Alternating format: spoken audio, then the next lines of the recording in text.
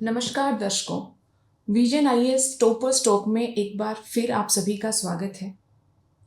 सपने वो नहीं होते जो हम सोते हुए देखते हैं, सपने वो होते हैं जो हमें सोने नहीं देते। एपीजे अब्दुल कलाम जी की इन्हीं पंक्तियों को अपना प्रेरणा स्रोत बनाकर निरंतर आगे बढ़ती रही हमारी आज की गेस्ट और टॉपर सुषमा सागर जी।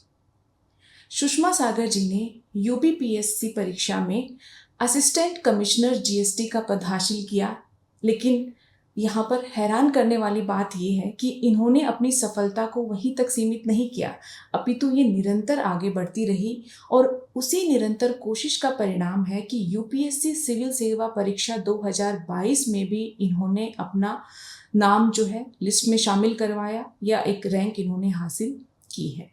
तो चलिए मिलते हैं आज की हमारी गेस्ट सुषमा सागर जी से। सुषमा जी, आपका स्वागत है टॉपर स्टॉक प्रोग्राम में और सबसे पहले आपको ढेरों बधाइयाँ आपकी इस सफलता के लिए। Thank you ma'am. आपकी सफलताओं की लिस्ट तो काफ़ी लंबी रही है। जैसा कि मैंने आपके बारे में जाना, आपका एकेडमिक बैकग्राउंड भी काफ़ी स्ट्रॉन्ग रहा है। आपने बीएससी मैथमेटिक्स ऑनर्स किया है, उसमें भी आप टॉपर रही हैं, ठीक है।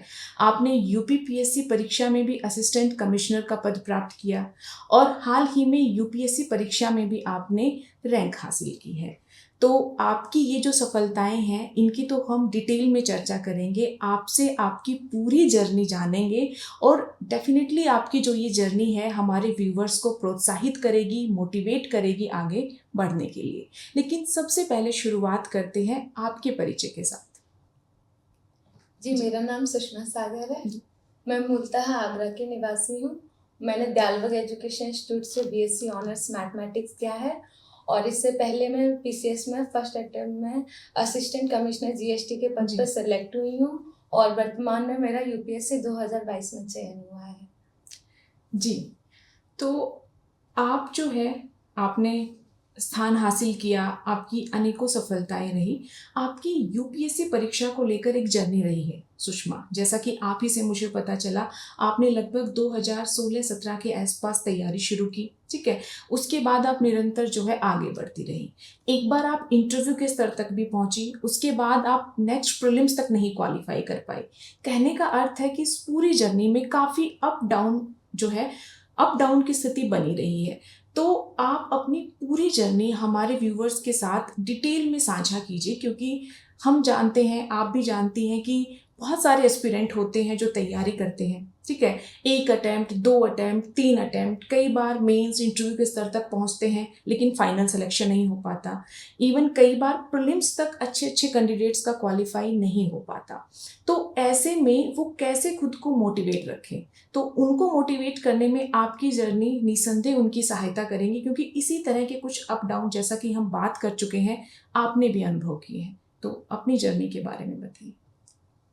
मैंने 2016 में बीएससी ऑनर्स ग्रेजुएशन किया था जी। ग्रेजुएशन कंप्लीट होने के बाद मैंने 2 साल की तैयारी की और 2018 में पीसीएस का फर्स्ट अटेम्प्ट दिया था और फर्स्ट अटेम्प्ट में मैं असिस्टेंट कमिश्नर जीएसटी के पद पर चयनित हुई हूँ। और उससे पहले मैंने 2019 में यूपीएससी दिया था और मैं इंटरव्यू के लेवल पर गई थी, लेकिन उसे सक्सीड नहीं कर पाई। बिल्कुल। और लेकिन ये था कि पीसीएस में सिलेक्शन हो गया है, लेकिन वहाँ पर इंटरव्यू दिया है तो कुछ कमियां पता थी कि कमियां कहाँ रह गई हैं। तो सिलेक्शन के वो अपना मतलब पॉजिटिव रखते हुए जो यूपीएससी में जो कमियां रह गई थी उनको पहले नोट डाउन किया, फिर देखा कि किस किस पे वर्क किया जा सकता है, उन कमियों पे काम करना शुरू किया और फिर जॉब के साथ ही उन कमियों पे काम करते हुए इस बार मेरा यूपीएससी क्लियर हुआ। जी, बिल्कुल। कमियों से लगातार सीखते रहना, यही जितना मैं समझ पाई सुषमा सागर जी की सफलता का जो है मूल मंत्र रहा है। सुषमा, आपने ये सफलता हासिल की। देखो, इतने बड़ी परीक्षा के लिए जब हम तैयारी करते हैं तो कोई ना कोई मोटिवेशन रहती है जो हमें आगे बढ़ने के लिए प्रेरित करती है, ठीक है। इवन आगे बढ़ना तो छोड़िए, ये डिसीजन लेने के लिए हमें प्रेरित करती है कि हमें इस परीक्षा की तैयारी करनी है, क्योंकि आप भी जानती हैं कि अनगिनत जो है अभ्यर्थी प्रतिवर्ष आते हैं, तैयारी के क्रम से जुड़ते हैं, कुछ को सफलता मिलती है, कुछ को नहीं मिल पाती, तो अपना रिस्क फैक्टर यहाँ पर सदैव बना रहता है। तो वो कौन से कारक रहे जिन्होंने आपको प्रेरित किया कि हाँ, मुझे एक सिविल सर्वेंट बनना है या मुझे इस परीक्षा के लिए तैयारी करनी है? मेरे कॉलेज में एक डिस्ट्रिक्ट लेवल पे ऐसे राइटिंग कंपटीशन हुआ था जी। उस डिस्ट्रिक्ट के कंपटीशन में मैंने भी प्रतिभाग किया और उसमें मैं डिस्ट्रिक्ट लेवल पे फर्स्ट प्राइज मिला था। उस फर्स्ट प्राइज को देने के लिए हम आगरा के डीएम सर ने दिया था और कहीं ना कहीं पहला इंट्रोडक्शन या पहला इंटरेक्शन मेरा वहीं से हुआ जी। और फिर धीरे धीरे जानना शुरू किया कि इनकी क्या ड्यूटीज होती हैं, क्या रिस्पॉन्सिबिलिटीज होती हैं। तो वो फर्स्ट इंटरेक्शन था, वहाँ से ऐसा नहीं था कि मुझे सिविल सर्वेंट बनना है। फिर उसके अगले 1-2 साल बाद ही हमारे कॉलेज में एपीजे अब्दुल कलाम सर आए थे चीफ गेस्ट के रूप में और हमारे हर क्लास से 2-2 बच्चे चुने गए थे सर से बात करने के लिए। तो अपनी क्लास से मैं भी थी, तो हम लोग सर से काफ़ी लंबी देर तक इंटरेक्शन किया। तो वो हमेशा यही कहे हमसे कि आप जीवन में जो भी करें बड़ा करें जिससे समाज को ज्यादा लाभ मिले और बड़ा लक्ष्य रखें, छोटा लक्ष्य नहीं रखना है जीवन में। तो कहीं ना कहीं उनकी बातें अभी तक कान में जाती हैं कि जीवन में बड़ा करना है, बड़ा करना है। तो और धीरे धीरे जब हमें सिविल सर्विसेज के बारे में भी जानते गए कि इनका समाज पे इम्पैक्ट इतना बड़ा होता है और इतना बड़ा लेवल का प्लेटफॉर्म है जिसमें आप मतलब सिर्फ नीतियों जो भी नीतियां हैं उनको आप इन्फ्लुएंस भी कर सकते हैं। तो धीरे धीरे इसके प्रति सिविल सर्विसेज के प्रति अट्रैक्शन बढ़ता गया। तो कहीं ना कहीं उनके शब्द और जो पहला इंटरेक्शन था, उनका जो ऑरा देखा, तो वो कहीं ना कहीं मोटिवेशन का काम किया शुरू से। बिल्कुल बिल्कुल। और इसीलिए आपने अपने आप को असिस्टेंट कमिश्नर तक ही सीमित नहीं किया, बल्कि आगे बढ़ती रही। और अभी भी आपका इवन फ्यूचर प्लान है कि आपको जब अवसर मिलता है तब आप अपने रैंक इम्प्रूवमेंट के लिए आगे भी जो है सिविल सर्विस का एग्जाम देंगे। डेफिनेटली आपकी जो जर्नी है, आपका जो कारण है, वो सबको मोटिवेट करेगा। अच्छा, जितना आपने बताया कि अभी भी आप चयनित हैं, असिस्टेंट कमिश्नर जीएसटी आप हैं, यानी आप एक वर्किंग प्रोफेशनल हैं, ठीक है। और आज के समय में काफ़ी सारे ऐसे लोग हैं जो जॉब भी कर रहे हैं और साथ साथ तैयारी भी करना चाहते हैं, वो सिविल सर्वेंट भी बनना चाहते हैं, लेकिन काफ़ी सारे डाउट आते हैं दिमाग में कि क्या जॉब के साथ मैं तैयारी कर पाऊंगा या कर पाऊंगी, क्या मुझे जॉब छोड़ देनी चाहिए, 100% यूपीएससी को लेकर ही मुझे जो है आगे बढ़ना चाहिए। अच्छा, 1% यूपीएससी में सिलेक्शन नहीं होता तो क्या कोई प्लान बी मेरे पास है? ये सारे बहुत जेन्युइन डाउट हैं जो हर एक वर्किंग प्रोफेशनल के दिमाग में आते हैं। आप एक वर्किंग प्रोफेशनल होते हुए जो है आपने कंटिन्यूटी के साथ तैयारी की और सिलेक्शन हासिल किया, तो आप जो है इस विषय में क्या कहना चाहेंगे? आपका क्या राय है कि किस तरह से जो है वर्किंग प्रोफेशनल्स को अपना निर्णय लेना चाहिए? क्या जॉब के साथ तैयारी करना संभव है? अगर वर्तमान का जो एनवायरनमेंट देखा जाए तो जिस तरीके से हमारे पास बहुत सारे मीडियम्स हैं, जैसे यूट्यूब है, तो अगर जैसे मैं रजिस्ट्रेशन सर्वे के लिए जा रही हूँ या गाड़ी में बैठी हूँ, तो अगर यूट्यूब पे करंट अफेयर की एक टॉपिक डाल दिया या फिर एक हिंदू एनालिसिस सुन ली, तो उस दिन का न्यूज़पेपर हो जाता था। तो इस तरीके से अगर आपने तैयारी करने का ठान लिया है, तो अगर यूट्यूब वगैरह और सारी चीज़ें, तो ये चीज़ें हेल्प कर सकती हैं। जैसे अगर आप वर्किंग के टाइम पे भी जैसे गाड़ी से आ रहे हैं, ट्रैवलिंग कर रहे हैं, मेट्रो से आना जाना होता था तो कोई वीडियो सुन रहे हैं, रिवीजन कर लिया, तो मेरे पास यूट्यूब ने बहुत हेल्प की वर्किंग होने के कारण। तो मैं मैक्सिमम वीडियो से ही अपने नोट्स बना लिया करती थी, वीडियो से ही रिवीजन कर लेती थी। तो ये आज के एनवायरनमेंट में काफ़ी आसान है कि आप जो चीज़ चाहें जहाँ बैठ के वैसे उस ज्ञान को ले सकते हैं, तैयारी कर सकते हैं। और अगर मैं यही कहूँगी कि अगर आपने ठाना है तैयारी करने के लिए, तो आप डेडिकेटेड रहें, कंसिस्टेंट रहें, हार्ड वर्क करें और कहीं ना कहीं आप अपने लक्ष्य को जरूर प्राप्त करेंगे। हाँ, बिल्कुल सुषमा, आपसे एक मैसेज काफ़ी क्लियर मिल रहा है कि समय का बेहतर प्रबंधन। और आज के समय में जब इंटरनेट का युग है तो कोई भी कहीं भी बैठकर जो है अपनी तैयारी को कंटिन्यू कर सकता है। अच्छा, बात आई समय प्रबंधन की, तो एज ए वर्किंग प्रोफेशनल अगर आपने इस एग्ज़ाम को क्वालिफाई किया है तो डेफिनेटली काफ़ी अच्छे से आपने अपने समय का प्रबंधन किया होगा, टाइम को मैनेज किया होगा। तो क्या थोड़ा-सा डिटेल में आप बता पाएँगी कि कैसे आप अपने टाइम को मैनेज करती थी कि एफिशिएंटली जो है आप पढ़ने का समय निकाल पाएँ? और कितने घंटे एवरेज अमूमन हम देखते हैं किसी दिन कुछ ज़्यादा समय हम पढ़ पाते हैं, कभी घंटा, कुछ 2 घंटे कम हो जाते हैं, बट एवरेज कितने घंटे आप अपनी स्टडी को डेडिकेट करती थी? अगर दिन का एवरेज का टाइम निकाला जाए कि डेली कितना हो जाता तो ऑफिस के बाद तो मुश्किल से 4 या 5 घंटे निकल पाता जी। था। और मैंने एक मतलब अपने छोटे-छोटे स्पाइरल कॉपी बना रखी थी, 10 कॉपियाँ बना ली थी।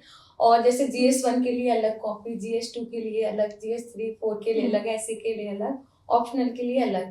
तो जैसे मैं जैसे जीएस के लिए है तो अगर मैं हिंदू एनालिसिस सुन रही हूँ कहीं बैठकर या फिर ट्रैवलिंग के टाइम पे जब मैं अगर मुझे उसमें कुछ डेटा मिला या फिर कुछ अच्छी चीज़ें मिली तो जी। मैं उस एक कॉपी में जीएस 1 के रिलेटेड है तो जीएस 1 की कॉपी में उसका डेटा लिखती जाती थी। ओके। अगर उस हिसाब से पूरा वो डेटा एक छोटी कॉपी में हर रोज का थोड़ा-थोड़ा डेटा उस हिसाब से चला जाता था। जी।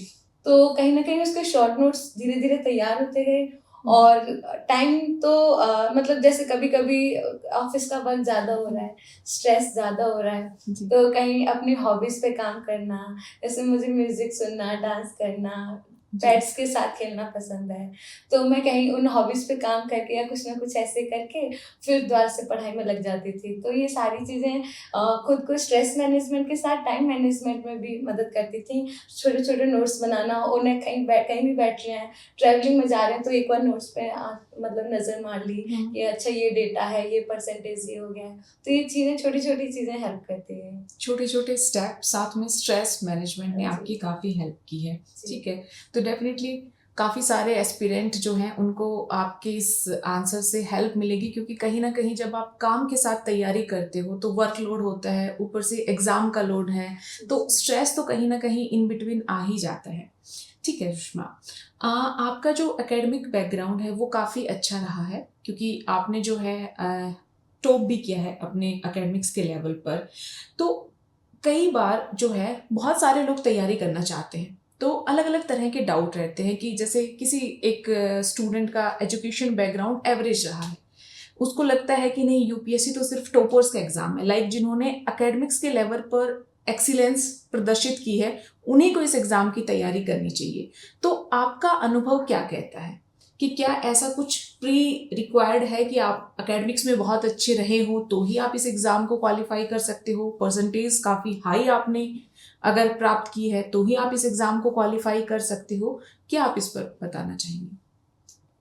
देखिए, अगर ये माने कि अगर एकेडमिक बैकग्राउंड बहुत अच्छा है, अगर आप टॉप किए हों, हुँ, हुँ। तभी इस एग्ज़ाम को क्लियर कर पाएँगे, तो ये पूरी तरीके से मिथ है। जी, यूपीएससी के लिए देखिए पढ़ते समय, पढ़ाई करते समय सबके सेम रिसोर्सेज़ होते हैं बिल्कुल। और एग्ज़ाम देने के लिए एक पर्टिकुलर लेवल ऑफ नॉलेज होना ज़रूरी है हर सब्जेक्ट की। जैसे हुँ, हुँ। फाउंडेशन हर चीज़ का होना चाहिए। अगर आप तैयारी करने के लिए आए हैं, जी। अगर आप मतलब अगर आपका कोई सब्जेक्ट वीक है या हुँ, कोई हुँ।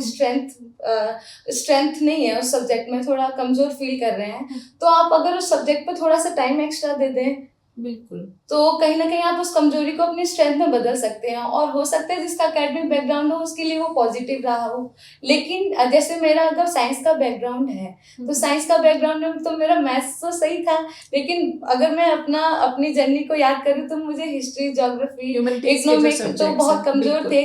तो कहीं न कहीं तैयारी करते समय पहले देखना पड़ेगा मेरी वीकनेस क्या है, स्ट्रेंथ क्या है।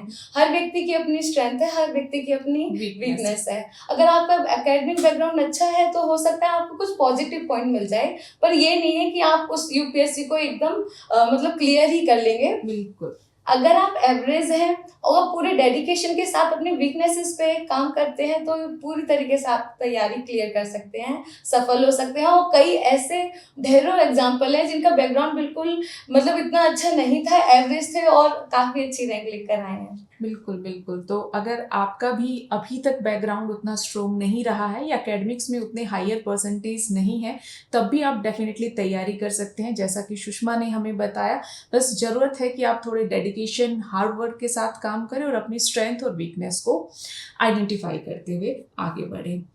आपका एकेडमिक बैकग्राउंड तो अच्छा रहा, आपने जो है आगे आप देखोगे अपनी प्रिपरेशन को कंटिन्यूटी के साथ जो है आगे बढ़ाया। आपके एकेडमिक बैकग्राउंड से ही जो एक बात पता चली कि आपका जो अधिकांश पढ़ाई हुई है आपकी वो इंग्लिश मीडियम में हुई है, और ये एक विचित्र सा तथ्य मुझे लगा कि इंग्लिश मीडियम स्टूडेंट होते हुए आपने हिंदी माध्यम से परीक्षा दी है। सामान्यतः आज के समय में ये देखने को मिल रहा है कि जो हिंदी मीडियम के स्टूडेंट है वो ही हिंदी में एग्ज़ाम देने में सहज नहीं है, क्योंकि काफ़ी सारे जो है कन्फ्यूजन जो हैं या मिथ हम उन्हें कह सकते हैं स्टूडेंट्स को घेरे रखते हैं कि अगर मैं हिंदी माध्यम से परीक्षा दूंगा या दूंगी तो मेरा चयन नहीं होगा। आप इसकी काफ़ी अच्छी मिसाल है कि इंग्लिश मीडियम बैकग्राउंड होते हुए आपने हिंदी का चयन किया है। तो सबसे पहले तो सुषमा मैं आपसे जानना चाहूँगी कि क्या रीजनिंग, क्या तर्क रहा आपका हिंदी माध्यम चुनाव के पीछे?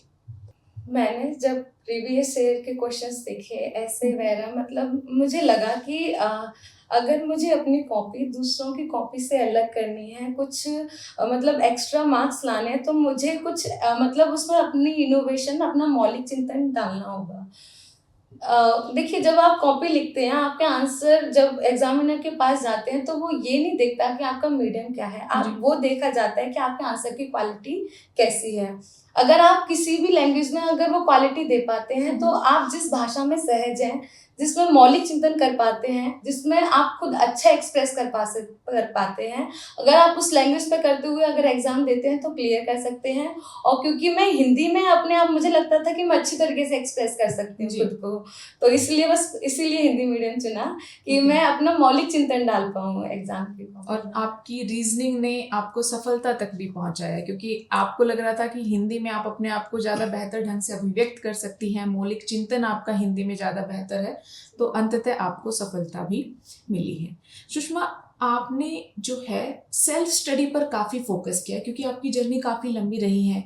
आपने कुछ क्लासेस की, लेकिन उसके बाद भी आपने देखा कि उतना कुछ फ्रूटफुल नहीं रहा, तो जो है मैक्सिमम आपका इस सफलता का श्रेय जाता है आपकी सेल्फ स्टडी। तो सेल्फ स्टडी को लेकर आप हमारे व्यूवर्स को कुछ बताना चाहेंगी जो क्लासेस नहीं कर पाते? कोई भी लिमिटेशन है, फिनेंशियल लिमिटेशन हो सकती है, टाइम की लिमिटेशन हो सकती है, तो क्या सेल्फ स्टडी के माध्यम से भी कोई इस परीक्षा को निकाल सकता है? और अगर निकाल सकता है तो किन किन बातों पर एक एस्पिरेंट को ध्यान देना चाहिए?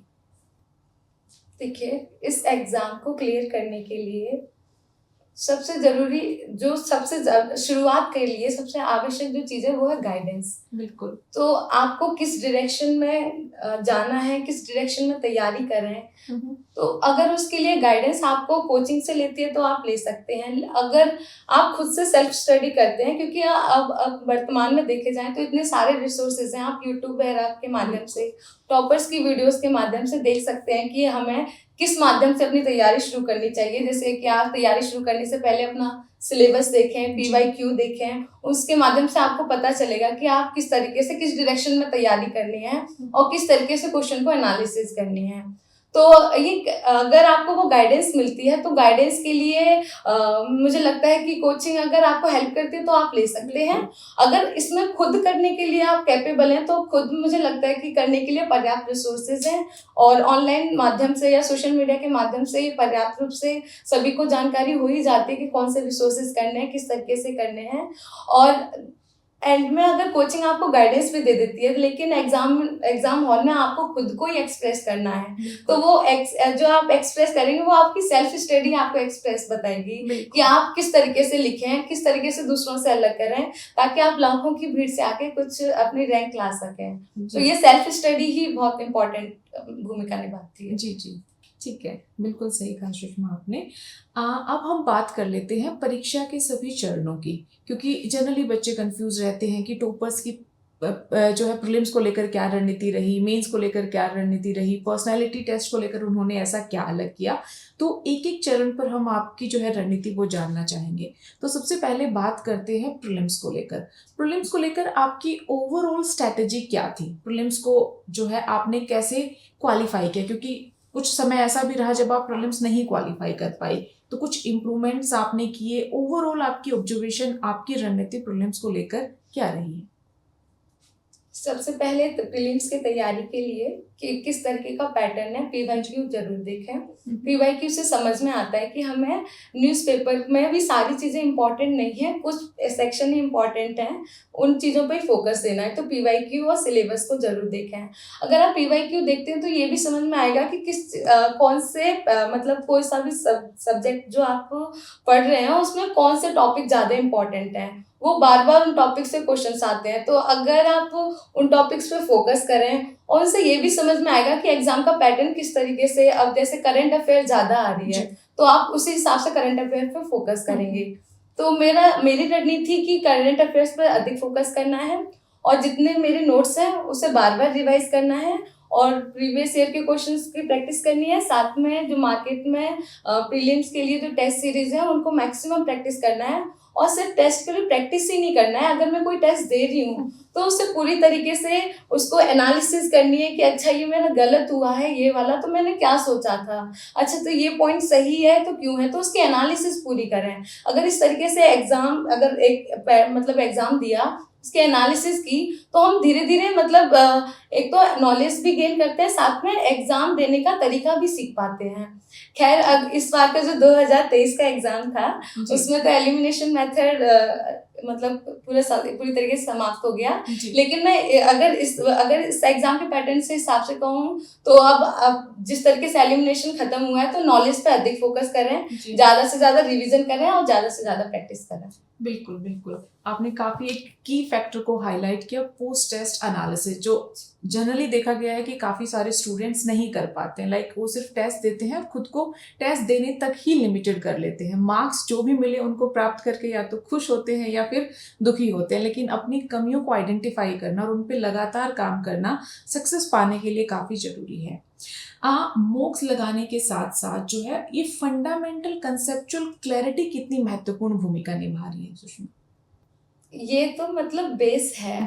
अगर आपको एग्जाम क्लियर करना है तो हर सब्जेक्ट जो हर टॉपिक है उसकी फंडामेंटल आपको पूरा क्लियर होना चाहिए। और इसके लिए आप एनसीईआरटीज पे फोकस कर सकते हैं। अगर आप एनसीईआरटीज को बेहतर तरीके से कर लें तो कुछ सब्जेक्ट के फंडामेंटल्स, देखिए अगर एग्जाम का पैटर्न लगातार चेंज हो रहा है लेकिन आपके फंडामेंटल्स और आपकी नॉलेज ही है जो आपको रैंक दिला सकती है या फिर लिस्ट में नाम दिला सकती है, तो अपने फंडामेंटल्स को हमेशा स्ट्रॉन्ग रखें। एनसीईआरटीज पढ़ें, एडवांस बुक पढ़ें और एक बुक को 10 बार पढ़ें बजाय 10 बुक पढ़ने के। तो एक बुक पढ़ें, उसको बार बार रिवीजन करें, तो उससे आपके धीरे धीरे रिवीजन होता रहेगा तो आपके पॉइंट्स जो होंगे दिमाग में रहेंगे, तो आपको एग्जाम के लिए कॉन्फिडेंस होगा कि इतना तो मुझे आता है और ये मैं जो सोच रहा हूँ वो सही है। एग्जाम के टाइम पे कंफ्यूजन नहीं होगा। तो रिवीजन बार बार करें और प्रैक्टिस करें, बस यही। Revision, practice and post test analysis आपका जो है की स्ट्रेंथ रही।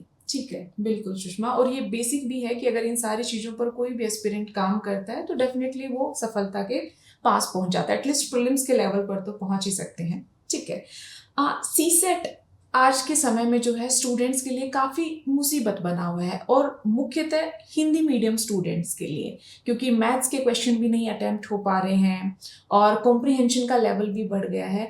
तो आपने सीसेट को कैसे अटेम्प्ट किया, कैसे आपने क्वालिफाइंग मार्क्स उसमें इजीली गेन किए? कुछ आप अपनी रणनीति राय साझा करना चाहेंगे? सीसेट के लिए मैंने 5-6 साल के प्रीवियस ईयर के क्वेश्चंस लिए थे जी, और पूरा टाइम मैनर में जिस तरीके से एग्जाम देते हैं पूरा एग्जाम के हिसाब से दिया, फिर उसके आंसर की से मैच किए, तो मेरा हर बार क्लियर हो रहा था कट ऑफ से। तो मुझे ज़्यादा फोकस करने के ज़्यादा उस पर बल नहीं दिया, और मेरा मैथमेटिक्स बैकग्राउंड था तो कहीं ना कहीं सीसेट में मेरे बैकग्राउंड ने काफ़ी मदद की। अगर कोई सब्जेक्ट जैसे वीक है, अगर मैथ्स है या फिर कॉम्प्रिहेंशन है, तो मैं यही कहूँगी जैसे प्रीवियस ईयर के क्वेश्चंस लीजिए और उस पर देखिए आप कितने डिफरेंस से आप बैक कर रहे हैं, और उस हिसाब से जैसे टॉपिक है तो आप अगर सर्च मारेंगे टाइम एंड वर्क, उससे रिलेटेड जितने भी बहुत सारे प्रैक्टिस क्वेश्चंस आ जाते हैं और बहुत सारे ट्रिक वगैरह आ जाती हैं, तो आप उस पर वर्क करें और प्रैक्टिस करें। कॉम्प्रिहेंशन भी धीरे धीरे प्रैक्टिस करते रहेंगे तो धीरे धीरे उसी से भी समझ में आने लग जाता है कि कौन सा ऑप्शन हमें एलिमिनेट करना है।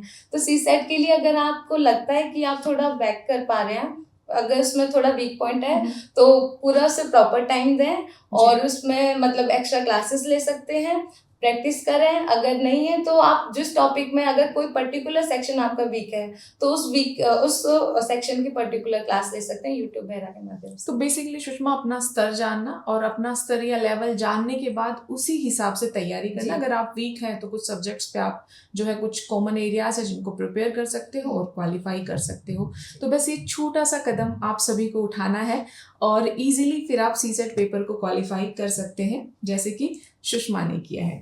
जी सुषमा, आगे बढ़ते हैं। प्रीलिम्स को लेकर तो आपने काफ़ी कुछ शेयर किया, कुछ वैल्यूबल इनपुट्स हमारे जो व्यूवर्स हैं उनको मिली।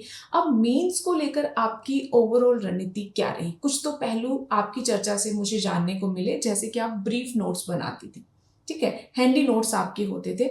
इसके अलावा ओवरऑल आपने सब्जेक्ट्स को कैसे प्रिपेयर किया, किन किन सब्जेक्ट्स पर आपने फोकस किया, इस बारे में भी आप कुछ बताना चाहेंगे?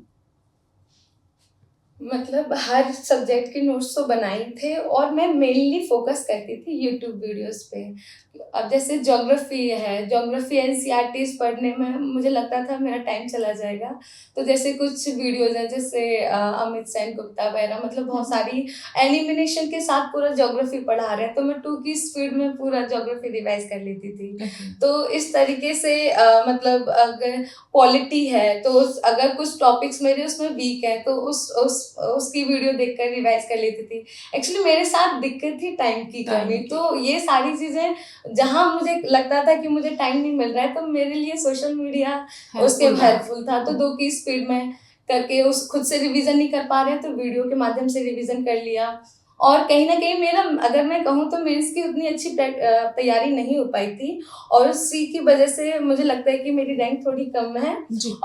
अगर आंसर राइटिंग और प्रैक्टिस करती और मेंस पर थोड़ा और फोकस देती तो इस कमी को सुधारते हुए मैं कोशिश करूंगी अगली बार अच्छा प्रयास करूं। तो थोड़ा सा देखिए, आपने एक कमी छोड़ी और उसका एहसास अभी आपको है कि मेंस में आंसर राइटिंग और इम्प्रूव हो सकती थी। तो चूंकि आप एक रियल केस स्टडी है इसको लेकर, तो मैं चाहूंगी कि आप जरूर जो है एस्पिरेंट या व्यूवर है उनको बताइए कि यहाँ पर राइटिंग प्रैक्टिस की क्या इंपॉर्टेंस है, सिलेक्शन को लेकर, ओवरऑल रैंक इंप्रूवमेंट को लेकर, हर एक लेवल पर।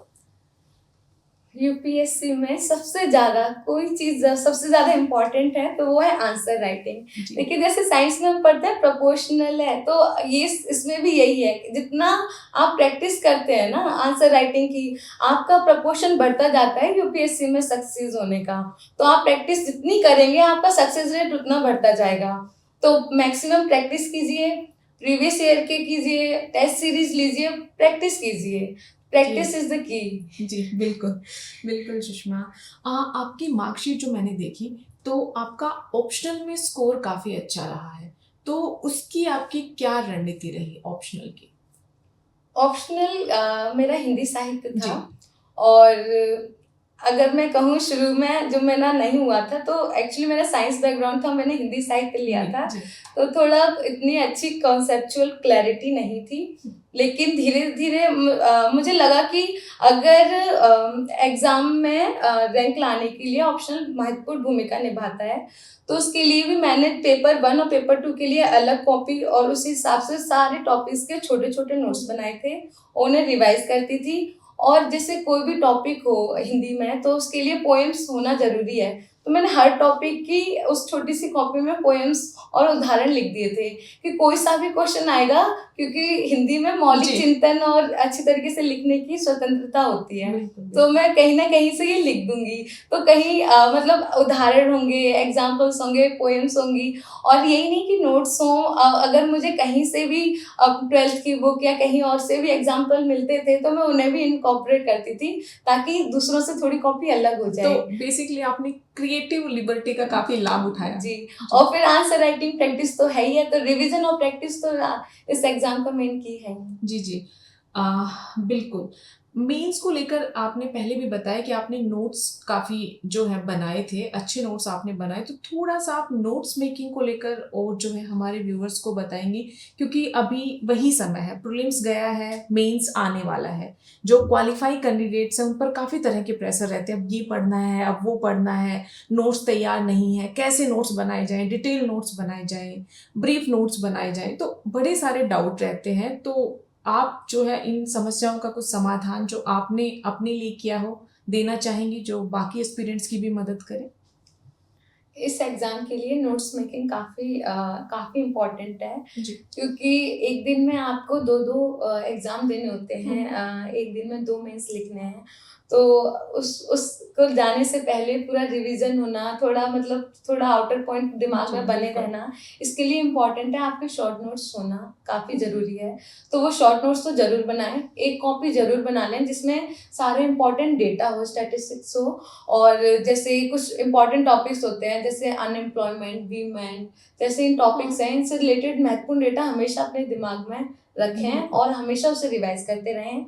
और इसके अलावा कुछ मतलब कुछ बुक्स ऐसी हैं जैसे लक्ष्मीकांत है, तो वो उसमें अगर आप नोट्स बनाने के बजाय लाइनिंग वगैरह कर हुँ। लें। स्पेक्ट्रम है, स्पेक्ट्रम में खुद ही पूरा अच्छी तरीके से नोट्स दे रखा होता है। तो अपनी स्ट्रेंथ के हिसाब से इन इन बुक्स के नोट्स ना बनाकर अगर उन्हीं पे मार्क कर लिया जाए तो आपका टाइम बचेगा। बिल्कुल। नोट्स बनाने चाहिए अगर आपको जैसे 4 पन्ने की चीज़ में आपको सिर्फ़ कुछ चीज़ें ही इम्पोर्टेंट लगी हैं, बाकी सारी चीज़ें ज़्यादा लेवल पे ट्रू। इम्पोर्टेंट नहीं लग रही हैं। हुँ। तो आपको जो पॉइंट इम्पोर्टेंट लग रहा है बस उसे ही लिख लें, ताकि आपको बार-बार पूरे वो 4 पन्ने ना पढ़ने पड़ें। उसका क्रक्स लिख लें, हुँ, तो हुँ। इस तरीके से आप नोट्स बना सकते हैं। और नोट्स ज़रूर बनाएँ, और मतलब आखिरी टाइम के रिवीज़न के लिए तो नोट्स काफ़ी इम्पोर्टेंट हैं, और अपने नोट्स को जितना शॉर्ट रख सकते हैं उतना शॉर्ट रखने का प्रयास करें। जी, जी, बिल्कुल सुषमा। अगर हम बात करें पर्सनैलिटी टेस्ट की, तो पर्सनैलिटी टेस्ट को लेकर आपकी ओवरऑल प्रिपरेशन की स्ट्रैटेजी क्या थी? सबसे पहले जो हमारा डेफ था, हुँ। तो उस डेफ में जितने भी कीवर्ड्स दिख रहे थे, जो भी जी। कीवर्ड्स थे, सभी कीवर्ड्स पे अपने हिसाब से प्रोबेबल क्वेश्चन बनाए थे। हुँ। खुद एक बुकलेट बना ली थी मैंने। जी। अच्छा, तो खुद ही इंटरव्यूअर बनकर कि अगर मेरे दिमाग में आगरा है, तो आगरा से रिलेटेड क्या क्वेश्चन्स आ सकते पॉसिबल हैं। क्वेश्चंस। जी। तो एक स्टूडेंट के लेवल पर सोचें, फिर ब्यूरोक्रेट के लेवल पे सोचें कि आगरा में कौन-सी प्रॉब्लम्स हैं, क्या दिक्कतें हैं, वीमेन से फिर सोसाइटी के नज़रिए से क्वेश्चंस बनाएँ। अच्छा, वीमेन की क्या प्रॉब्लम्स हैं, वहाँ पर क्या मतलब स्टैटिक्स थोड़ा क्लियर कर लें, और इस तरीके से जो भी कीवर्ड्स हैं उसके प्रोबेबल क्वेश्चंस बना लें। तो ये डेफ इस तरीके से उसके इन डेप्थ एनालिसिस करना काफ़ी बिल्कुल। ज़रूरी है, और उसके नोट्स अच्छी तरीके से बनाएँ। और इसके अलावा करंट अफेयर पे काफ़ी फ़ोकस करें। और जैसे इंटरव्यू और मेंस में एक न्यूज़पेपर से काम चल जाता है, लेकिन इंटरव्यू के लिए सॉरी प्री और मेंस में एक न्यूज़पेपर से काम चल जाता है, लेकिन इंटरव्यू के लिए आपको अपने जो थॉट्स हैं वो एक्सप्रेस करने हैं, और उन थॉट्स में क्या प्रोज हैं, क्या कॉन्स हैं, क्या मतलब स्ट्रेंथ है, उस चीज़ से रिलेटेड क्या वीकनेस है, जी। ये चीज़ों को जानने के लिए आपको मतलब 2-3 न्यूज़पेपर पढ़ने ही चाहिए। तो मैं बिल्कुल। कहना चाहूँगी कि इंटरव्यू के टाइम पे अपने न्यूज़पेपर की रीडिंग को और मतलब डेंस कर डाइवर्सिफ़ाई लें, बिल्कुल डाइवर्सिफ़ाई कर हुँ। लें, और थोड़ा करंट अफेयर पे फ़ोकस करें, और डेफ को पूरे अच्छे तरीके से कर लें। जी। आपका जो and interview like final interview experience कैसा रहा? कुछ शेयर करना चाहेंगे आप? जो मेरा बोर्ड था काफ़ी कॉर्डियल था, जी। और बहुत सारे डिफरेंट मतलब डेफ से रिलेटेड ही मैक्सिमम क्वेश्चंस थे, और कुछ क्वेश्चंस ही करंट अफेयर से रिलेटेड थे, और जैसे वीमेन एम्पावरमेंट से related, UCC uniform civil code, और मेरी हॉबीज से बहुत सारे क्वेश्चंस थे, और फ्यूचर विजन क्या है मेरा उससे रिलेटेड, और मेरा ओवरऑल एक्सपीरियंस काफ़ी अच्छा रहा था। जी। तो आपने जो है फाइनल इंटरव्यू फेस किया है। जो पर्सनैलिटी टेस्ट के लिए एस्पिरेंट्स जाते हैं, काफ़ी सारे डाउट्स उनके माइंड में रहते हैं लाइक लास्ट टाइम तक हमें मैक्सिमम पढ़ना है, इन्फॉर्मेशन जुटानी है, ठीक है? और दूसरी तरफ है कि हम जानते हैं कि पर्सनैलिटी टेस्ट आपकी पर्सनैलिटी ट्रेट्स को बेसिकली देखा जाता है। तो आपकी क्या ऑब्जर्वेशन रही इसको लेकर कि यूपीएससी फाइनली क्या टेस्ट करना चाहते हैं एस्पिरेंट में? इस एग्ज़ाम का जो तीसरा चरण है, इसका इन्होंने नाम इंटरव्यू ना जी, रखकर बिल्कुल। पर्सनैलिटी टेस्ट रखा है। जी, इसका इंटरव्यू का मतलब है आपसे सिर्फ क्वेश्चन आंसर फॉर्मेट चलेगा, लेकिन पर्सनैलिटी टेस्ट में आपकी पूरी पर्सनैलिटी को चेक कर रहे हैं। और पर्सनैलिटी का सिर्फ एक पार्ट होता है नॉलेज, आप में कितनी नॉलेज है, कितनी इंफॉर्मेशन आपको। और पर्सनैलिटी एक बहुत बड़ा एक ब्रॉडर एरिया है जी, और नॉलेज उसका एक सिर्फ भाग है। तो अगर आप नॉलेज पे फोकस करते हैं तो नॉलेज पे फोकस करिए। इसके अलावा जो ब्यूरोक्रेटिक कुछ ट्रेड्स होते हैं जैसे लीडरशिप क्वालिटी, बिल्कुल। ऑनेस्टी वगैरह, इन सारी चीज़ों को चेक किया जाता है कि आप किस तरीके से कम्युनिकेट कर पाते हैं और आप में जो लीडरशिप की क्वालिटीज़ हैं या नहीं है। तो ये सारी चीज़ें केवल अगर पर्सनैलिटी टेस्ट की तैयारी कर रहे हैं तो केवल नॉलेज पे ही फोकस ना करें, खुद के पर्सनैलिटी डेवलपमेंट पे भी फोकस करें और ये चीज़ें वाक़ई में देखी जाती हैं। जी, जी, बिल्कुल सुषमा। मॉक्स को लेकर आपकी क्या राय है? आपने मॉक्स दिए? जी मैम। जी, तो अ, कई बार ये कन्फ्यूजन रहता है कि एक एस्पिरेंट को कितने मॉक्स देने चाहिए, तो आप इस पर थोड़ा-सा प्रकाश डालेंगे कि कितने मॉक्स देने चाहिए और मॉक्स से मैक्सिमम लर्निंग आउटकम कैसे मिल सकता है? मैंने लगभग 7-8 मॉक्स दिए थे जी, और मैंने फर्स्ट मॉक दिया। फर्स्ट मॉक के बाद उन्होंने मुझे जो भी कमियाँ बताई थी, उन सारी चीज़ों को मैंने नोट किया और धीरे-धीरे उस पर वर्क करना स्टार्ट किया। ये एग्ज़ाम जो है वो काफ़ी प्रैक्टिस काफ़ी माँगता है। जैसे प्रीलिम्स भी दे रहे हैं तो आप ऑब्जेक्टिव की प्रैक्टिस कीजिए, मेंस दे रहे हैं तो सब्जेक्टिव आंसर लिखने की प्रैक्टिस कीजिए। अगर वहीं आप इंटरव्यू तक पहुँचे हैं तो बोलने की प्रैक्टिस काफ़ी इम्पोर्टेंट है। तो जी, आप अच्छी तैयारी के लिए अपने फैमिली या फिर किसी फ्रेंड के माध्यम से बोलने की प्रैक्टिस कर सकते हैं। कि आप कुछ क्वेश्चंस पूछिए तो धीरे-धीरे ये चीज़ें हो जाती हैं और मैंने इसी पैटर्न को फ़ॉलो किया कि मैं कुछ क्वेश्चन अपने मन में सोचकर दे देती थी। जो मैंने प्रोबेबल क्वेश्चन की कॉपी जी, बनाई थी, उस बिल्कुल। कॉपी को मैं किसी को देके कि आप पूछिए, तो धीरे-धीरे बोलना स्टार्ट किया कि मतलब किस तरीके से उन्होंने कमियाँ बताई थी कि आप ये चीज़ें ज़्यादा कर रहे हैं, तो उसको नहीं करना है। तो वो हर मॉक के बाद उन कमियों पे फिर अगली बार जब मैं देती थी अपने घर पर बैठकर, तो मैं कोशिश करती थी कि जो मुझे कमियाँ बताई हैं, उसे ना दोहराऊँ। और धीरे-धीरे जब तक मुझे लगा कि मतलब मौक़ उतने ही देने चाहिए जहाँ तक आपको लग रहा है कि सुधार हो रहा है। बिल्कुल, तो एक ज़्यादा मौक़ देना या कम मौक़ देना ऐसा कोई मतलब पर्टिकुलर कोई संख्या बिल्कुल। नहीं है। और जब तक आपको खुद से कॉन्फिडेंस नहीं आ जाए कि हाँ, अब मैं मतलब पूरी तरीके से तैयार हूँ जी, और एक मतलब मौक़ देना भी काफ़ी आवश्यक है। मतलब उस एनवायरनमेंट से पहले से फ़ैमिलियर होने के लिए मौक़ दें।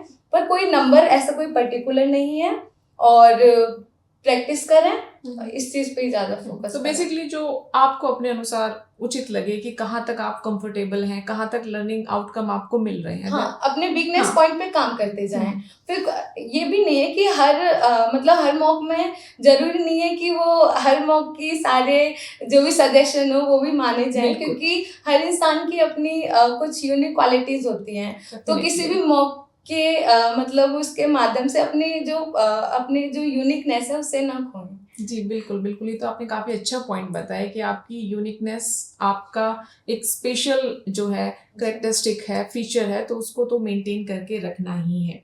बिल्कुल, सुषमा, तो आपसे अभी तक जो चर्चा हो रही, उसमें कुछ बातें तो काफ़ी अच्छे से मुझे क्लियर हो पाई कि आपकी जो सक्सेस है, उसका कोर है सेल्फ। आपने सेल्फ स्टडी की, ठीक है? सेल्फ एनालाइज़ किया और सेल्फ डिसिप्लिन भी आपने अपने आप को काफ़ी अच्छे से रखा है। तो ये जो है बाकी जो एस्पिरेंट हैं या आम लोग भी हैं जो किसी भी फील्ड में आगे बढ़ना चाह रहे हैं, डेफिनिटली उनके लिए एक काफ़ी इम्पोर्टेंट मैसेज है कि वो self discipline, self study, self analysis के माध्यम से निरंतर आगे बढ़ते रह सकते हैं। आपसे जो पूरी बातचीत हुई उसमें एक की पॉइंट था यूज़ ऑफ सोशल मीडिया।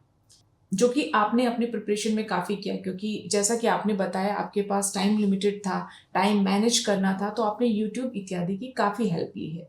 तो ऐसे में एस्पिरेंट कैसे खुद को अनुशासित भी रखें, यानी कि ये जो सोशल मीडिया का ज़माना है इसमें वो भटके भी नहीं और सोशल मीडिया से पॉजिटिव बेनिफिट्स वो लेते रहें। तो इसको लेकर आप जो है अपनी कुछ स्ट्रैटेजी रही या अपना कोई माइंडसेट रहा जो एस्पिरेंट्स के साथ शेयर करना चाहेंगी? जैसे सोशल मीडिया खुद एक मीडियम है और इस मीडियम को हमें अपने लिए अच्छा बनाना है, खराब बनाना है, ये हमारे यूज पे डिपेंड करता बिल्कुल। है। अगर हम इसका पॉजिटिव यूज करें तो इसके बहुत ज्यादा इमेंस बेनिफिट मिलेंगे, और वहीं से अगर अगर डिस्ट्रैक्शन भी काफी बड़े लेवल का होता है। तो कहीं ना कहीं इसके लिए सेल्फ मोटिवेशन काफी इम्पोर्टेंट है कि आप मतलब, और मैं ये भी कहना चाहूंगी कि अगर आप तैयारी कर रहे हैं तो सोशल मीडिया जैसे कि इंस्टाग्राम, फेसबुक वगैरह जैसी जो चीजें हैं, वेबसाइट्स वगैरह हैं, इन साइट्स से थोड़ा दूरी बनाए रखें। और जो एजुकेशनल प्लेटफॉर्म्स हैं, जैसे कि अगर आप यूट्यूब से देख रहे हैं या किसी वेबसाइट वगैरह के माध्यम से देख रहे जैसे हैं, आजकल टेलीग्राम का भी जी काफी जी मैम, हम्म, तो इन सारी चीजों का मतलब अधिक लाभ उठा सकते हैं बजाय सोशल मीडिया से या फ्रेंड्स के कनेक्शन, जब तक आप तैयारी कर रहे हैं तब तक। तो अगर आप यूट्यूब भी देख रहे हैं तो आप मतलब जो वीडियो आपको देखनी हो, मेरा क्या था कि अगर मुझे वीडियो कुछ देखनी है, टाइम कम है, तो जैसे सोते समय अगर मुझे कोई टॉपिक देखना है, मेरे पास टाइम नहीं है, तो मैं उसे वॉच लेटर में सेव कर देती थी या डाउनलोड में सेव कर लेती थी। तो मैं अगली बार जब देखना होता तो मैं बिना नेट ऑन किए वो डाउनलोड वीडियो देखती थी और अपने नोट्स बना लेती थी। और सारे नोटिफिकेशन मेरे हमेशा से ऑफ रही।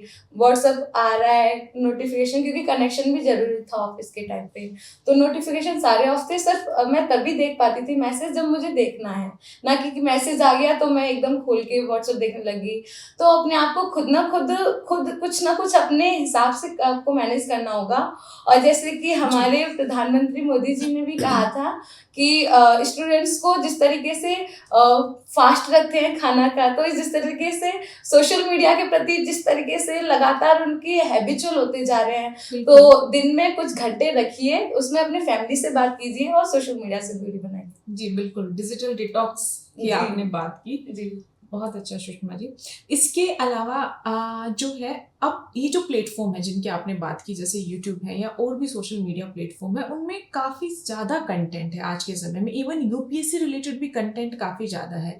तो ऐसे में एक ऑथेंटिक स्रोत तक कैसे पहुंचा जाए, लाइक किस पर विश्वास किया जाए, किस पर नहीं, उसको लेकर आपका क्या कहना है? जैसे अगर मेरा क्या था, अगर मुझे कोई टॉपिक समझ नहीं आ रहा है और करंट अफेयर में मैंने न्यूज़पेपर में कुछ टॉपिक देखा, मुझे नहीं समझ में आया, तो मैं वो टॉपिक सर्च मारती थी। तो सर्च के कुछ वीडियोस लगातार, इतना कंटेंट है, बहुत सारी वीडियोस आ जाती थी। तो उसमें मतलब एक दो वीडियो देखने के बाद ही समझ में आ जाता था कि कौन सी वीडियो से फ्रीक्वेंसी मैच कर रही है, किस टीचर से मेरी फ्रीक्वेंसी मैच कर रही है। और इसके साथ ही अगर कुछ ऑथेंटिक सोर्सेज होते हैं, कुछ ऑथेंटिक वेबसाइट होती हैं यूपीएससी की तैयारी के लिए, तो अगर आप उन सोर्सेज को, उन वेबसाइट पे ही फोकस करें, कुछ वो जो चैनल्स होते हैं केवल उन्हीं पे फोकस करते रहें, और न्यूज़पेपर को भी देखते रहें, ताकि केवल फेक न्यूज़ तक ही आप ना सीमित रहें, न्यूज़पेपर देखें। और जैसे करंट अफेयर की मैगजीन आती हैं, तो उन मैगजीन से करंट अफेयर और इन सारी चीजों से ही आप खुद को फेक न्यूज से दूर करते हुए मैक्सिमम बेस्ट कंटेंट तक पहुंच सकते हैं। तो बेसिकली ऑथेंटिक साइट्स और खुद से भी जो है चीज़ों को लेकर एक जो है क्रॉस वेरिफिकेशन करना, लाइक आप देख सकते हो, अगर आपको लगे कि साइट सही है तब आप जो है फर्दर उसको कंटिन्यू कर सकते हो। जी सुषमा, तो इसी के साथ आपने अभी न्यूज़पेपर रीडिंग की बात की। मैंने ये देखा है कि एस्पिरेंट्स में न्यूज़पेपर रीडिंग को लेकर भी काफ़ी कंफ्यूजन है, क्योंकि आज के समय में readymade cut copy paste material काफ़ी ज़्यादा है। तो हर एस्पिरेंट को लगता है कि जब हमें इतना सारा मटेरियल जो एग्ज़ाम डिमांड के अकॉर्डिंग प्रिपेयर है डायरेक्ट मिल जाता है, तो फिर न्यूज़पेपर के साथ जद्दोजहद क्यों की जाए? तो आप इस बारे में क्या कहना चाहेंगी, लाइक क्या इम्पोर्टेंस है न्यूज़पेपर रीडिंग की? मेरा क्या पैटर्न था, मैं अपना बताऊं, क्योंकि टाइम कम था मेरे पास। तो मैं पहले वीडियोस देखती थी, फिर न्यूज़पेपर पढ़ती थी, ताकि कुछ चीजें उससे छूट ना जाए मुझसे। और फिर क्योंकि पहले से वीडियो सुन ली है, तो वो टॉपिक पहले से माइंड में है, तो न्यूज़पेपर भी जल्दी पढ़ जाता था। और जो उसमें अगर खुद से पढ़ रहे हैं तो उसमें जो इम्पोर्टेंट लाइन है वो भी मिल जाती थी न्यूज़पेपर से। तो न्यूज़पेपर पढ़ना तो इम्पोर्टेंट है ही है। अगर आप केवल सिर्फ वीडियो सुनेंगे या नोट्स नहीं बनाएंगे तो क्या होगा, अगर आप मेंस राइटिंग करने बैठेंगे तो आपके पास स्ट्रॉन्ग पॉइंट्स नहीं होंगे। न्यूज़पेपर एनालिसिस पढ़ने से, एडिटोरियल पढ़ने से कहीं ना कहीं हमारे पास स्ट्रॉन्ग पॉइंट्स और क्या उस टॉपिक से रिलेटेड क्या प्रोज है, क्या कौन से हैं, वो हमारे पास खुद से तैयार होने लग जाते हैं, क्योंकि हम अपने एफर्ट लगा के उसे पढ़ रहे हैं। उसे थोड़ा लाइन कर लीजिए, इंपॉर्टेंट टॉपिक लगे तो उसे लिख लीजिए। और इसके साथ ही अगर आप मेंस क्लियर कर देते हैं तो इंटरव्यू के लिए आपका जो है आपके थॉट्स पूछे जाएंगे, एक्सप्रेस उन्हें करना होगा, तो इसमें भी न्यूज़पेपर इम्पोर्टेंट भूमिका निभाएगा। तो आप एनालिसिस मतलब उससे एडिशन के लिए पढ़ें न्यूज़पेपर को, लेकिन ध्यान जरूर दें। ये नहीं है कि केवल न्यूज़पेपर ना छोड़ के केवल एनालिसिस ही सुन रहे हैं और उसके नोट्स नहीं बनाए, ऐसा ना करें। एनालिसिस सुने, उससे आपको मतलब टाइम सेव हो सकता है, आप जल्दी समझ सकते हैं उस टॉपिक को। लेकिन न्यूज़पेपर एक बार थोड़ा मतलब आधे घंटे में पूरी नज़र मार लें तो कहीं ना कहीं आपको उसमें कुछ ना कुछ इंपॉर्टेंट पॉइंट्स मिल जाएंगे, लाइन मिल जाएंगी, और हो सकता है कि वहाँ वो कवर ना हुआ हो, वो टॉपिक भी आपका कवर हो जाएगा। तो बेसिकली ये है कि आपके आर्ग्यूमेंट स्ट्रॉन्ग हो जाते हैं, ठीक है, आपको कुछ कंटेंट मिल जाता है, आपका ओवरव्यू है चीज़ों को लेकर वो थोड़ा डाइवर्सिफाइड हो जाता है। बिल्कुल सुषमा, तो न्यूज़पेपर रीडिंग तो आपके अकॉर्डिंग मस्ट है और एस्पिरेंट्स को करनी ही चाहिए। इसके अलावा आपकी जो यात्रा रही है उसमें उतार चढ़ाव सब आपने देखे हैं, इतने लंबे समय से आप तैयारी से जुड़ी भी रही हैं, तो ऐसे में मेंटल हेल्थ एक इम्पॉर्टेंट एस्पेक्ट हो जाता है कि एस्पिरेंट्स कैसे अपने मेंटल वेलबींग का ध्यान रखते हुए तैयारी से जो है तैयारी में लगे रहें, तैयारी में जुटे रहें। तो आपने अपने आप को कैसे इस पूरी यात्रा के दौरान जो है पॉजिटिव रखा या मेंटली अपने आप को जो है स्ट्रोंग रखा? मेंटल वेलबींग इस पूरे एग्जाम में, जहाँ से आप फर्स्ट डे से जब से तैयारी स्टार्ट कर रहे हैं या फिर जब से आपने तैयारी का मन बना लिया है, तब से आखिरी तक, जब तक आपकी पूरी जर्नी पूरी नहीं हो जाती है, मेंटल वेलबींग होना बहुत जरूरी है। और इस एग्जाम में इतने उतार चढ़ाव आते हैं, मतलब रिवीजन भी कर रहे होते हैं तब भी आंसर राइटिंग में वो पॉइंट्स नहीं याद आते, मॉक में अच्छे मार्क्स नहीं आते कभी कभी, और लगातार कर रहे होते हैं तभी मार्क्स बढ़ नहीं रहे होते हैं, तो लगता है, और एग्जाम भी इतना अनसर्टेन है, तो मेंटल मतलब स्ट्रेस होना बहुत नॉर्मल हो जाता है इस एग्जाम में। और इसके लिए मतलब खुद को मेंटली स्ट्रांग रखना काफ़ी इम्पोर्टेंट है। और इन सब चीज़ों के लिए मैं जैसे अपनी फैमिली से बात करती थी तो वो मोटिवेट करते थे, अपनी हॉबीज़ पे काम करती थी, जैसे मुझे पेट्स से खेलना पसंद है, तो जहाँ मैं तैयारी करती थी पास में जो पार्क था, तो वहाँ के जो पेट्स हैं उनको शाम को खाना खिलाना, उनके साथ खेलना, तो रिफ्रेश हो जाता था माइंड। और अगर ज़्यादा वो हो रहा है तो म्यूज़िक सुनना, अपना फेवरेट खाना खाना अगर ज़्यादा मूड खराब हो रखा है, तो ये सारी छोटी छोटी चीज़ें होती हैं, पर कम से कम ये चीज़ें आपको माइंड रिफ्रेश करने के लिए काफ़ी इंपॉर्टेंट होती हैं। और इन छोटी छोटी चीज़ों से ही आप एक एक घंटा एक्स्ट्रा निकाल के अपने मतलब वैल्यू एडिशन करते जाते हैं उस चीज़ में। तो जो अपनी हॉबी की चीज़ें हैं उससे करिए, और ऐसा नहीं है कि तैयारी आपको बंद कमरे में करनी है, अपनी हॉबीज़ पे भी फोकस करिए, और अपने जो लोग आपसे मोटिवेट करते हो, जो आपको पॉजिटिव वाइब्स देते हैं, उन लोगों से बात कीजिए, तो आप कहीं ना कहीं अच्छी तरीके से इस एग्ज़ाम को क्लियर कर सकते हैं। जी, अभी अभी जो हमारी बातचीत हो रही थी आपने एक बात बोली कि कमरे में बंद करना, इससे भी जो है एक काफ़ी इम्पोर्टेंट मैसेज एस्पिरेंट्स तक पहुंच सकता है कि अलग अलग तरह के एस्पिरेंट्स रहते हैं। कुछ लोगों को लगता है कि एक ऐसा जो है हम कहेंगे कि एक व्यू भी बन चुका है यूपीएससी को लेकर कि अगर आपको तैयारी करनी है तो अपने आप को 4 दीवार के भीतर आपको बंद कर लेना है। और दूसरी तरफ हम देख रहे हैं कि एग्जाम पैटर्न ऐसा भी हो चुका है कि आपको सोशली भी काफ़ी ऑब्जर्वेंट होना पड़ेगा। ठीक है, आप अपनी लाइफ जी रहे हैं तभी आप में वो क्रिएटिविटी भी आती है, वो ऑब्जर्वेंस आपकी होती है जो आपके एग्जाम में रिफ्लेक्ट होती है। तो आपको क्या लगता है किस तरह का एक बैलेंस एक एस्पिरेंट में होना चाहिए? अपने मतलब एक टाइम टेबल सेट कीजिए। अगर टाइम टेबल के हिसाब से चल पा रहे हैं बिना किसी भी डिस्ट्रैक्शन के, तो आप उस टाइम टेबल को फॉलो कीजिए। लेकिन अगर उस टाइम टेबल को 2-3 दिन के बाद अपने आप लो फील होने लग जाता है इस तैयारी में, या दूसरे तीसरे दिन लगेगा कि हाँ सेम वो तैयारी कर रहे हैं, पढ़ रहे हैं, तो थोड़ा लो हो जाता है, तो उसके लिए फिर आप जो अपनी हॉबीज़ हैं, मतलब मैं ये नहीं कहूँगी कि रोज़ ये करिए, आपकी हॉबीज़ है, रोज़ बिल्कुल। पेंटिंग कीजिए या एकदम से अपने मेन फ़ोकस अपनी पढ़ाई पे रखिए। लेकिन जहाँ आपको लगता है कि आपकी एनर्जी कम हो रही है या फिर आप पूरा उस तरीके से फ़ोकस नहीं कर पा रहे हैं, आप जो पढ़ रहे हैं, तो फिर उस वक़्त मतलब वॉकिंग कीजिए, अपने वॉक पे जाइए, अपने दोस्तों से बात कीजिए, आप मूवीज़ वगैरह देख सकते हैं। तो आपके नेचर पे डिपेंड करता है कि आप कितने दिनों तक अपने टाइम टेबल से स्टिक हो सकते हैं। बिल्कुल, बिल्कुल। तो सुषमा, आप जो है कुछ ऐसा मैसेज देना चाहेंगे उन एस्पिरेंट्स के लिए जो तैयारी कर रहे हैं, अभी जिन्होंने प्रीलिम्स दिया लेकिन प्रीलिम्स नहीं क्वालिफ़ाई कर पाए। तो एक मोटिवेशनल मैसेज आपकी तरफ से, और साथ ही कैसे उनको इस टाइम को बेस्ट पॉसिबल वे से यूटिलाइज़ करना चाहिए, इसको लेकर अगर आप कुछ सुझाव दे पाएँ?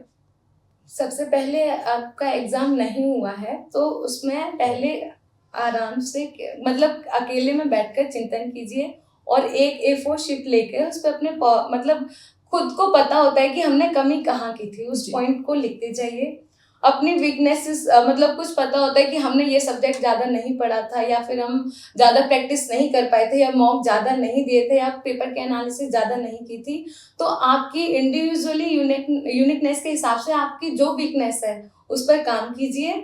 और अगर आप अपनी वीकनेस पे काम करते हैं और लगातार रिवीजन और प्रैक्टिस करते हैं, तो इस बार नहीं, आपका अगली बार ज़रूर होगा। जी, तो पॉज़िटिव आपको लगातार रहना है इस पूरी जर्नी में। सुषमा, आप ऑलरेडी असिस्टेंट कमिश्नर जीएसटी के पद पर बनी हुई हैं। आप अब एक सिविल सर्वेंट यानी यूपीएससी को भी आपने क्वालिफाई कर लिया है। तो आपसे मैं ये जानना चाहूँगी कि आप सोसाइटी में किस तरह की चेंज लाना चाहती हैं? अगर मुझे मौका मिलता है तो मैं 3 एरियाज़ में अपने मतलब पूरी तरीके से फ़ोकस होके काम करना चाहती हूँ। वीमेन एम्पावरमेंट, जी। एजुकेशन और हेल्थ। मुझे लगता है अगर एजुकेशन, हेल्थ और वीमेन एम्पावरमेंट पे अगर फ़ोकस किया जाए, तो हम मतलब एक बहुत बड़े लेवल पे जो हमारे अमृतकाल के लक्ष्य हैं, जी। उन्हें प्राप्त कर सकते हैं। जी, जी। बिल्कुल, और अभी आपका प्लान भी है कि आपको आगे जो है एग्ज़ाम फिर से देना है। जी, बिल्कुल सुषमा। तो लास्ट में आप कुछ मैसेज हमारे व्यूअर्स को देना चाहेंगी? उनको मोटिवेट करना चाहेंगी? देखिए, अगर आप यूपीएससी की तैयारी करते हैं तो मतलब इस पूरी जितनी मेरी जर्नी रही है उससे मैं जो समझ पाई हूँ कि इस पूरी तैयारी में 2 कीवर्ड्स हैं। एक तो रिवीजन, एक प्रैक्टिस। आप जितना ज़्यादा जो बुक्स हैं उनका रिवीजन कर लेंगे और एग्ज़ाम के पैटर्न के हिसाब से प्रैक्टिस कर लेंगे। जैसे प्रीलिम्स दे रहे हैं तो वही आप टेस्ट सीरीज़ लीजिए, उसकी मैक्सिमम प्रैक्टिस कीजिए। मेंस है तो आंसर राइटिंग की प्रैक्टिस कीजिए। पर्सनैलिटी टेस्ट है तो बोलने की प्रैक्टिस कीजिए। तो रिवीजन और प्रैक्टिस 2 इम्पॉर्टेंट की हैं और इस पर फोकस कीजिए। और सोशल मीडिया का यूज़ अपने मतलब पॉजिटिव और अपने आंसर के एनरिचमेंट के लिए कीजिए। और डेडिकेटेड रहिए, हार्ड वर्क करिए और फोकस रहिए और कहीं न कहीं सफलता आपको ज़रूर मिलेगी। जी सुषमा, बिल्कुल।